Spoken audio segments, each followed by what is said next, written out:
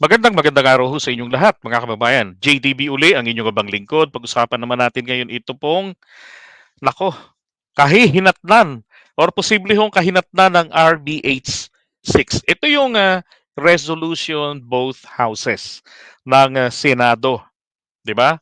Para po sa charter change. Okay, so yung pagpatay doon sa People's Initiative, that's another story. Okay, pero alam nyo, para sa akin, ang pinaka naging achievement ng People's Initiative is to urge the asses of these senators. Di ba? Pero, meron po naman palang, ah, eto, ni-reveal ito ni Riza Baby na papatayin nila etong pag-asa ng mga Pilipino na hinihingi po ni PBBM na economic chacha. Okay? Una, kapraningan na baka mawalan sila ng trabaho. Tapos, ewan ko kung nakikipoon na rin sila, sabi ng poon kasi nila sa kabila, there is no problem with the Constitution. Na, naging perfect na. Pero dati, at least, sabi niya, if you don't like federalism, that's fine. Kasi siya pa rin naman ang presidente. Di ba? But at least you change the constitution that would change this nation. Tapos ngayon, iba na ang usapan. Okay, so ito po yung balita ng TV5. Tulad ng pagdinig sa Senado, 18 sa 24 na senador ang kailangan pumabor sa RBH 6 para lumusot sa Senado. Ayun. 3/4 po na boto ng Senado. 24 ang Senado natin, kailangan natin ng 18 mga senador. Sabi ni Risa Baby, duda ako na accurate yon at mas accurate sabihin na may fighting chance tayong makabuo ng 7 namin kasama si Senate Minority Leader Coco Pimentel na boboto ng no sa RBH 6. Huwag po natin hayaan. grabe, no? So alam na ho ni Risa Ontiveros kung na may malaki ho talagang possibility na ma-stop na naman. Wala nga stop. O nga, no? Naalala ko si Kibuloy. Stop! Diba? So ngayon, ang Senado, stop naman nila ito pong amyenda ng Constitution. Palibasa, etong mga to, hindi naman sila yung nagpapatakbo ng gobyerno eh. Hindi naman sila yung nag-iisip, di ba? Para sa paglago ng ekonomiya. Hindi rin naman sila kasi yung nagpo-promote ng bansa natin. Wala silang ginagawa kung hindi kumuda ng kumuda, magdaldalan. Which is okay lang yun. Dahil trabaho yan ng mga senador. Pero dapat, di ba, pangunahin yung makakatulong sa interes ng ating bayan. Anak ng putya. Ito, daldalan sila ng daldalan dyan. Alam niyo, para sa akin, mabuti pa. Magkaalaman na. Ilabas na nila ngayon ng maaga pa lang, ngayon pa lang, o kaya kahit sa Lunes. Sabihin na nila talaga na kahit anong daldalan dyan, talaga ako papabor. Hindi ko talaga iboboto. Di ba magkaalaman na? Para malaman na rin ng taong bayan na sino-sino talaga hindi natin ibabalik sa 2025. Tandaan nyo, 7 po ang sinasabi ni Risa Ontiveros. Tingnan nyo Eto, sabi ni Sheila Maceda kanina, eto raw po yung 7 na posible. Villanueva, hindi ba to? Dungaw-ngaw na rin ito. Si Senator Bato de la Rosa. Etong mga to, pagkahintot, itong mga DDS na to, tumanggi-tanggi sa charter change. Yung chacha talaga na hindi, yung wala pong kinalaman ang People's Initiative. Bagkus yun galing po sa kagustuhan ng Pangulo dahil hindi sapat ang mga batas na inamyendahan na nila at nasubukan na natin, gumanda, tumaas yung ating levels sa ekonomiya pero hindi po sapat. Kaya nga ang sabi ni Daddy Diggs di ba? The atmosphere now, it seems lang, di ba? Positive. Mukhang positibo lang. Kailangan po natin solid, konkreto. Ibig sabihin po, nararamdaman ng bulsa ng taong bayan. Bakit ang nakakaramdam? Mga milyonaryo lang, mga namumuhunan. Hindi po na-extend sa atin. Di ba? Kailangan natin oportunidad sa trabaho. Kailangan natin oportunidad na may mas magandahong klase ng pasahod. Ito yung sinasabi ni Sheila Maceda. I don't know if you agree with this, Si Joel Villanueva, kay isa. Senator Bato. Si Gatchalian. Siyempre si Ontiveros. Yan, Tolentino. At, ako, Senator Amy Marcos. Ako, number one talagang paniwala ko, hindi yan papabor. Diba? Kasi ayaw ni Poon. Padilla, Tulfo. Okay. Ito naman po kay Robin ha, sorry to disagree. Palagay ko naman po, itong si Robin Padilla ay papabor po ito sa RBH 6. Bakit kanyo? Hindi ba isinulong ni Robin ng napakaaga ng wrong timing etong kanyang economic chacha? And then, ang pagpirma niya roon sa manifesto ay sinabi niya na pumirma siya roon bilang pagkontra sa People's Initiative. Bagkus, ang ginawa niya, naglagay ng kanyang mensahe na ang gusto niya kasi is voting separately. Ang RBH 6 po is voting separately. Ang RBH 7 ng Kongreso, ng House of Representatives, ito po ang voting jointly. Okay? Now, we're talking here about the charter change action in the Senate, yung RBH 6 resolution, both houses number 6. So kay Robin, okay si Robin doon eh. Kaya ako tiwala ko talaga hindi yan ibabasura ni Robin Padilla. So dito, mukhang accurate po kayo no na sino-sino po sa mga ito ang re-electionist. Pero bago yan, ako ho kasi ang mga nasa isip ko naman diyan, unang-una si Nancy eto po, lalagay ko na lang sa comment. Ayan, si Nancy Hudas. Siyempre, pinagkalat na rin ni Risa. Si Coconte Pimentel, si Coco. And then, of course, wala hong iba. Si Risa Baby. Diba? And then, si Super Amy Consumition. Yan, sorry na lang sa mga Marcos loyalist Salbahe ko kasi yung alaga nyo eh. And then eto pong si Zuberry. Yan. At saka syempre, isa pa hong Nancy Villar. Na napakaaga pa lamang nagpakita na ng disgusto sa charter change. Diba? Yun hong mga DDS na mga senators, mga kababayan, dilawan po yan. Ang PDP Laban ay partido ni Cory Aquino na siya pong nag-appoint kay Daddy Diggs noong 1987 bilang OIC Vice Mayor ng Davao City. And has been loyal dyan sa partido. 2009 lang siya po umalis pero 2015 napabalik siya. 'Di ba? Napabalik siya ni Senator Amy and the rest of the fellow yellow. Hindi po ang Liberal Party lamang ang yellow. Bagkus ito pong PDP Laban din. 'Di ba? Kaya totoo po, marami po tayong binoto dahil nabudol tayo ng endorsement noong 2016. Hindi po kasi sinabi ni Amy ninyo na na dilawan po ito. Boto po natin. 'Di ba? Tapos ang nanay pa pala ni Digong isang anti-Makoy at promotor ng mga anti-Marcos events dun sa Davao City. 'Di ba? Tapos ngayon na siya pong itinataguyod naman ni Senator Amy, ang anak si Digong. Bakit? Okay? So, yan po. So maliwanag na maliwanag, tama po kayo na meron po tayong marami pang mga senadores na dilawan. Kasi po dilawan po binoto natin. Okay, noong 2019, akala natin, naibasura natin ang 8 diretso. Pero ang totoo, nag-select lang tayo ng replacements. Di ba? Baguhin ang ating saligang batas ng ating mga mambabatas na walang tamang konsultasyon, walang tamang edukasyon, at walang transparency sa kanilang mga balak at hangarin. Tulad ng pagdinig sa Okay, whatever, Father. Alright, so yan po ang mga senadores natin, yung mga binanggit ko rin po sa inyo. No, teka, ilagay ko nga sila rito ng paisahan. Alam nyo, ano po ang nakakainis o nakakalungkot, nakakabwisit sa bagay na ito?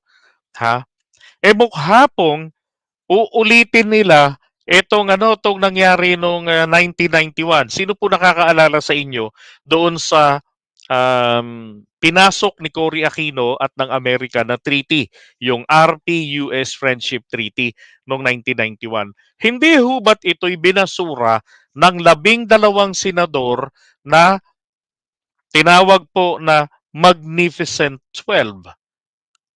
They need 18 votes para ratify. Ang problema, ito pong 12 senador, kabilang po itong si Enrile, di ba? Naalala niyo yun? O, sina Ernesto Maceda, kalimutan ko na yung pangalan ng iba eh. Sila po yung mga bumoto kontra sa RP-US Friendship Treaty. Ito po yung magiging kapalit sana ng base militar ng Amerika sa Pilipinas. But unlike the US bases, the original, they have multiple bases nationwide. Ito pong RP-US Friendship Treaty, isa na lamang, kundi yung nasa Subic ang kanilang hahawakan. At meron pang rental ito sa gobyerno natin ng milyones. Ang problema, ibinasura. Then what happened next? 'Di ba? Pagkatapos po, ano nangyari na? Humina na ng humina ang Pilipinas, 'di ba? Talaga namang pinahina, pinabayaan. Anything about Marcos, talagang nineglect nila. Ang China, palakas ng palakas. 'Di ba? Tapos ang US, hindi makabalik-balik ng presensya basta sa Pilipinas. 'Di ba? It took time. Until nagkaroon tayo ng panahon ni Pinoy, yung Visiting Forces Agreement, 'di ba? Pabisi-bisita na lang muna. Mainam na rin, nagkaroon na rin po noon ng yung ngayon, yung ano nga yun, yung maraming mga US bases, maraming US access. Access ang US military dito sa atin. Oh. 'Di ba? So, mukha po ang mangyayari ngayon dito sa ating bansa, ito pong ating mga supposed to be sa atin nakikinig ng mga senador, nakikinig po, ang gusto nilang mangyari po, tayo po ang makinig sa kanila. 'Di ba? Yun ang sinasabi ko nung panahon ng kampanyahan na, yan, Edka, thank you so much, Hermie. Ito yung sinasabi ko nung panahon ng kampanyahan. Siguraduhin nyo ang iboboto ninyo ay totoo po talagang magsisilbi sa interes ng bayan. Hindi po porket miyembro ng unit team, go na lang tayo, push na lang natin. Dahil ang unit team, hindi po yan partido ni PBBM. Yan ay mangingitim. 'Di ba? Pagkatapos ng eleksyon, hindi ba unang-unang nagpakita ng pagkaitim? Ito pong si Loren Legarda. Napabor pala siya sa peace talks, and then yung resumption ng peace talks with the CPP and PA, tsaka yung CASER, then ito yung napagkakasunduan noon ng time ni Pinoy na parang sharing ng pagpapatakbo ng gobyerno. Meron certain portion na papaubaya sa kanila. Coexistence. Sus Mariosep. Hindi naman po tama yung ganun. 'Di ba? Isa lang ang binoto nating presidente, hindi po dapat merong ka-share sa pagpapatakbo ng gobyerno. Mas mainam mag-resign kung hindi kayang patakbuhin ng gobyerno. Hindi ba si Loren ang nauna nun? Nakumontra na po doon sa interes sana ng bayan natin. Ay nako. So ngayon, mga kababayan, tandaan ninyo kung sino-sino po yung mga yan. Nako, iparamdam na natin sa kanila, sa kanilang mga accounts, na hindi tayo pabor sa kanilang ginagawa, na hindi natin papayagan na magpatuloy yung kanilang ganyang klase na pagbabanta na patayin o ibasura na lamang ang economic tchatcha. Kailangan nating sumugal. Ito na nga lang yung pagkakataon sana na meron pa tayong isang alas Oh, sipin ninyo, ang dami nating mga pledges tapos hindi nagmamaterialize. Dumating etong bagong administrasyon, pledges na naman, hindi nagmamaterialize. Ano ang dahilan? Pareho rin ang dahilan sa mga naunang presidente na may mga foreign pledges ng investment sana na hindi rin nagmamaterialize. 'Di ba? Hindi mawawala ang Pilipinas, hindi mawawala ang pagka-Pilipino ng sino man sa atin. Kapag pinayagan natin ang mga negosyante na mga dayuhang mga ngalakal, mga foreign investors na magpasok ng hanap buhay dito, kesa sa puntahan pa natin sa kung saang lupalop ng mundong ito para lamang may maipakain sa ating mga pamilya. 'Di ba? So hinihingi natin dito nyo nadalhin para hindi nalalayo ang mga Pilipino. Tapos ang hinihingi nila, mapatakbo nila 100%, 'di ba, ang kanilang sariling negosyo. Bakit kailangan haluan natin ng mga Pilipino? Tapos majority pa tayo. Tayo pa yung magpapatakbo sa hanap buhay na hindi naman po natin kabisado. E di ipaubaya natin yan doon sa mga nagpasimula ng negosyo. Di ba, doon sa mga may-ari niyan, in-invite mo, dinala mo rito, tapos i-restrict mo lang din naman. Eh kung ako rin naman po, hindi ko itutuloy ang mga investment ko. Kahit sabihin pa na wala akong isang salita. Okay lang yun. Kesa naman sa i-risk ko ang aking negosyo. Di ba? Magdala ka ng milyones na dolyares na halaga ng negosyo, tapos magpapatakbo, Pilipino, na hindi naman, wala naman track record na ganyan rin ang negosyo. Come on. Nasaan ang hustisya doon? At alam niyo ho ba, itong according to Babes Romualdez, ito pong Indonesia, Malaysia, itong mga to talagang aggressively, talagang nililigawan nila ang mga investors, lalo yung mga US investors. Now, kung hindi po tayo aakto, we will be left behind. Oh, etong mga senador, magpapanggap lang itong makabayan para sa bayan. We have protected the Constitution. Punyetang Constitution yan, hindi po yan nasasaing. Yun po yung totoo dyan. Hindi yan magbibigay ng pagsaing ng mga Pilipino. Matagal na ang Constitution natin. Sabihin man natin, o sabihin man nila, and I agree 100% na ang problema dyan ay yung nagpapatakbo. 'Di ba? Yung nagpapatupad ng batas. Tama.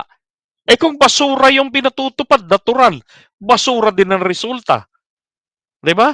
Kung walang magandang idudulot, pabor lamang sa mga Pilipinong mga oligarko, hindi ho na talaga makakarating sa bulsa ng mga Pilipino ang paglago ng ekonomiya. Lumago man ang ekonomiya natin, ang bulsa natin, hindi po lalago. Yan o sigurado dyan. Bakit? Eh may mali po talaga sa konstitusyon natin Ang ibang bansa, sige, punta kayo rito, what do you need? Gusto namin kami magpatakbo ng negosyo namin. Ano pa? 'Di ba? Gusto nyo lupa? O gusto rin namin kung pwede. Okay, sure, sige. Oh, basta ang i-hire ninyo mga tao namin. Huwag kayong magi-import ng kababayan nyo. 'Di ba? Ganun ganun dapat. Lang kaya, meron na nga tayong presidente, aggressive na papasukin ng mga investors dito. No. Kaysa sa mag-focus doon sa punyetang patayan na kultura na war on drugs, patayan palagi, habang ang mga Pilipino nag-a-abroad para lamang magkaroon ng pakain sa pamilya. 'Di ba? So ano naging resulta? Marami pa ring adik, marami pa ring droga, sabi nila. Bakit marami pa rin? Ika ko baka tinago. Hindi mo ba? Baka itinago lang. O nabawasan lang sila kasi mga kalaban ng tropa nila, yun ang mga napatay. No, yun yung mga nalugi, yun ang mga nalansag. Pero yung mga tropa nila, yung mga kaalyado, ayan, buhay pa rin hanggang ngayon. Namamayagpag pa rin.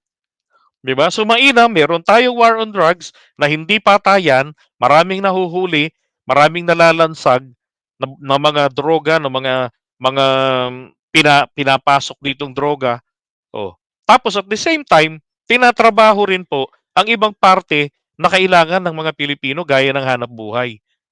'Di ba? Hindi po ito yung isang gusto ko sa gobyerno ngayon na sa admin, sa totoo lang. Yung multitasking. 'Di ba? Ganito ho kasi magtrabaho ang trapolitiko. Sabihin niyo sa akin kung hindi niyo naobserbahan ito. Ang trapolitiko po ay mayroong 5 programa. Okay? 5 programa. Gagawin niya ito pagkapanalo. Tapos halukip-kip. Habang itong 4 na ito na mga issues ay umiiral rin po. Hindi niya yan papatulan. Pagdating ng susunod na taon, ito naman. So, ito po, wala na, kalimutan na to. Laos na kasi ano na wala na, hindi na, wala nang media mileage. Okay, so ito naman, ganun. Sa lahat ganun, wala ho talagang na-solve. Di ba? Wala. Dapat kung kakayanin ng sabay-sabay dahil kumpleto ang ahensya ng gobyerno ng ating bansa. Ekonomiya, seguridad, 'di ba? Edukasyon, elektrisidad, patubig, agrikultura, 'di ba? Kumpleto tayo eh. Oh. Kaya hindi ho tama naman na one at a time ang pag-address sa problema ng bayan. Ngayon, ito na nga hinihingi ng presidente matapos masubukan ang mga economic loss natin. Anong nahita ng presidente? Kaunting pag-unlad. 'Di ba?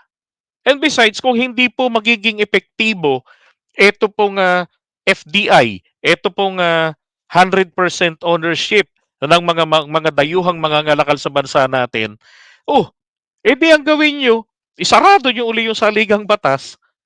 Di ba? Bakit gagawing komplikado ang lahat ng bagay na kung tutuusin, madali namang magawa? Idadahilan ng budget. Naknaputya, parang galing naman sa bulsa nyo. Sa taong bayan pa rin naman yan. At dahil na galing sa taong bayan, edi isulong nyo yan, suportahan ninyo, di ba? Para malaman natin kung ito ba ay gagana o hindi. Di ba? Let's take the risk. Maski sa negosyo, meron pong risk. Ang importante doon, sumugal ka. Di ba? Sipin mo na lang, papasok sila, magninegosyo rito. Pilipino, magkakatrabaho. Ang gobyerno, asikasuhin lang. Peace and order ng mga, para ho itong atmosphere natin, maging investment capital ng buong mundo. 'Di ba? Yun lang. Ang mga Pilipino, obligasyon natin, gampanan lang natin maging Pilipino, bagong Pilipinong may disiplina. Pagka ganun tayo, pati ang gobyerno, di napakaganda. Hindi yung katulad ng ginagawa nito mga buwisit na mga senador na to. Apparently, sagot puro sa tanong kanina, paano ma-abolish ang Senado? Apparently po, napakahirap. Kasi kailangan po ng charter change. At tuwing merong pagsulong ng charter change, regardless kahit dilawan pa ang presidente, hindi po nila tinutuloy. Hinaharang agad ng mga senador kahit pa dati silang kongresista na pabor sa pag-update ng saligang batas, pag naging senador na, ayaw na nila. Abay, bakit? Sino po ang aayaw naman sa lakas ng Senado? Tignan nyo ha, 6 years with re-election. 1 re-election. Di 12 anyos. Magpapahinga lang ng 3 taon, tatakbo lang ng congressman, mananalo. Diba? Tatakbong mayor, mananalo. Magkonsehal, mananalo. Tapos babalik sa Senado. Isipin mo yun. Buti kung nasa Senado, kapaki-pakinabang, magnakuntunga nga, patay tayo nito. Kasi monthly, tuloy ang sahod. Ang sahod po nila, nasa 300,000. Alam niyo, kinabukasan na po ng pamilya ko, ang bawat isang buwang sahod nila. Ang laki nun eh. Di ba?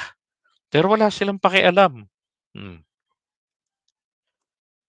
Ay nako, sabi ni Sharon, sana magkaisa lahat ng Pilipino, wag nang bumoto ng senador, ang yayabang, ang taas ng tingin sa sarili. Di ba? Walang utang na loob sa mga bumoto sa kanila. Sana maging aral na sa lahat. Nako, amen. Dapat po talaga. Ang yabang pa, lalo sa Villanueva. Diba? Kami ay hinihalal na taong bayan. Kayo mga kongresista lang kayo ng distrito nyo. Representante lang kayo ng maliit na lugar nyo. Yung party list naman kayo. Representante lang kayo ng inyong sektor. Na kaya bibilangan, kami hinalalang taong bayan. Gago pala kayo eh. Dapat kayo ang mas may malaking malasakit. Di ba? Dapat kayo ang mas pagod kaysa sa mga kongresista. Naklang po siya, magsalita eh.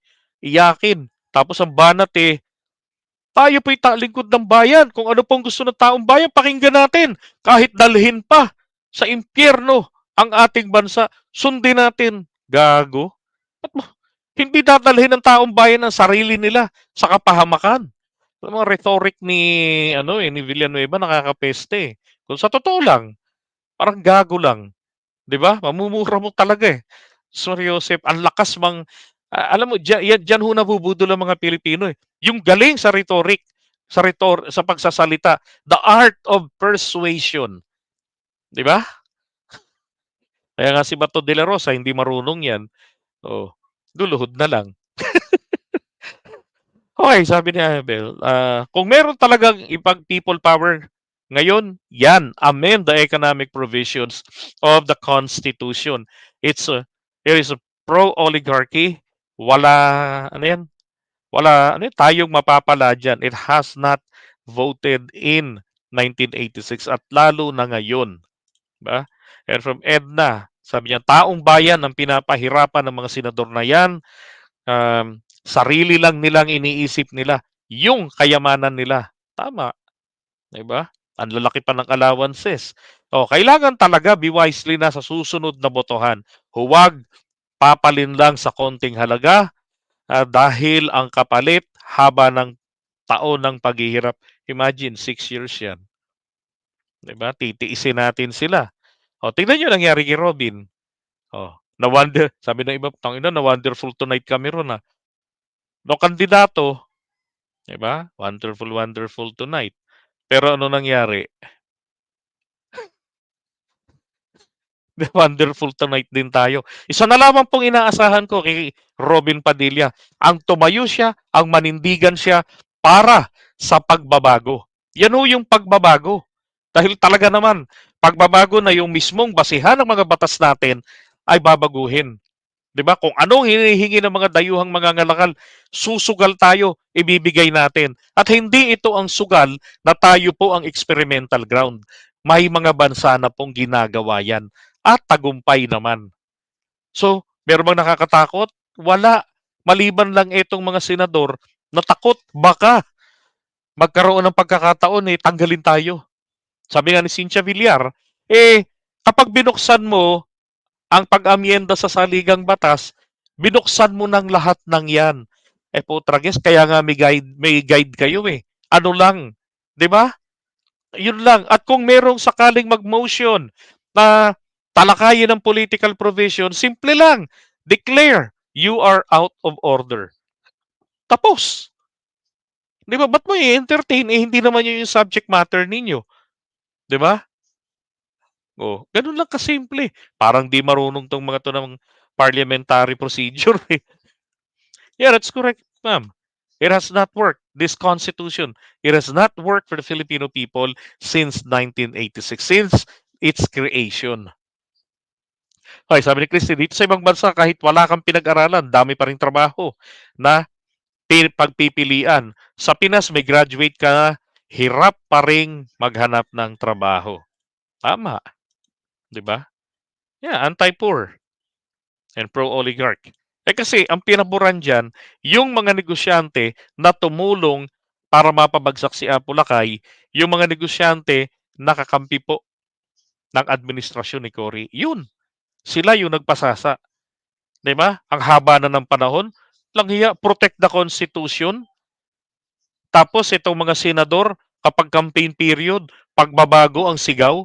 Ba't hindi nyo isigaw na ganito, mga kababayan, muli po akong tumatakbo at ang akin pong hangad sa inyo ay isa pong panggagago. Dapat ganun eh. 'Di ba? Mario Joseph, sabi they only protect their position. Correct. And their interest. Ang laki ni sweldo eh. May re-election pa. Pwede pang mag-vote. Pwede pang magbenta ng posisyon ng mga yan at the right price. Yung mga senador. Ulitin ko na naman. Ano ba? Oo, baka naghihintay sila sa lobby money. Lobby money, ito yung, uy, sige naman, buto mo na yan, paboran mo na. Gano? Chicks, gusto mo? Tig 120 per kipay? Yung ganun ho. Di ba? Oh. Ay, ako. Sabi, at saka maarte pa. Gusto nila, magaganda at pogi mga empleyado. Oh, dito ganun, di ba? With, mag-apply ka, tindera, with, sa mall, with pleasing, fair complexion, with pleasing personality. Wow. Eh di syempre, rejected agad ako doon. Ay nako, iwan nga muna natin 'tong part na 'to. Pero tandaan niyo ho 'yang, 7 na binabanggit ni Risa Ontiveros. At kung sino man 'yan, naku, o kung, lagpas pa man kayo sa 7, tanginan niyo 'wag na kayong magtangkang kumandidato uli, 'di ba? And shame on you to all fellow Filipinos na iboboto pa uli yung mga 'yan. Wala kayong karapatan humingi ng pagbabago. Wala na kayong karapatan humingi pa sa gobyerno ng kaunlaran ng ating ekonomiya. Kasi wala ho, kayo na nagbalik ng mga demonyo. 'Di ba? 2025, sabi ko nga palagi, this is going to be a very, very crucial kay PBBM. Hindi lang yung risk na i-impeach siya, kung hindi po ito na yung risk na hadlangan ng mga bagay na posible sanang makatulong maangat ang buhay ng ating mga kababayan. 'Di ba? Hindi ho pag-unlad ang meron kang maraming dayo, marami kang mga manggagawa, marami kang mga mamamayan na nagtatrabaho sa labas ng bansa. Hindi po yan palatandaan ng pag-unlad. Ang palatandaan ng pag-unlad, yung mas marami o dumarami ang oportunidad para sa mga mamamayan na magkaroon ng trabahong maayos at maayos na pasahod at maayos din ang mga benepisyo. Yan ho ang totoong tanda ng pag-unlad ng ekonomiya. Hindi yung tumas tayo ng 5 point something. O yan naman ngayon. Yung bulsa ko hindi naman kumapal. Yung presyo ng bilihin, hindi nabababa kahit bumaba ang inflation rate. 'Di ba? Anong kailangan natin? Oportunidad sa trabaho, dumami magkatrabaho, madagdagan yung kita ng mga Pilipino. Yun yun. 'Di ba? So tulungan yun na nagawa ng gobyerno ng executive department na mapababa ang inflation rate. Oh, oportunidad naman ang trabahuin ng Senado ibigay sa mga Pilipino. Problema nyo sa voting separately at voting jointly, pag-usapan nyo. I-toss coin nyo na lang, ganun lang yan. Kung di kayo magkasundo. Basta't ang importante rito, sabi nga ng Pangulo, pass the charter change, the economic chacha without a fuss. Okay? Wag nyo nang pahirapan. Alright, so iwan na natin yan. Malintik na yan, oo.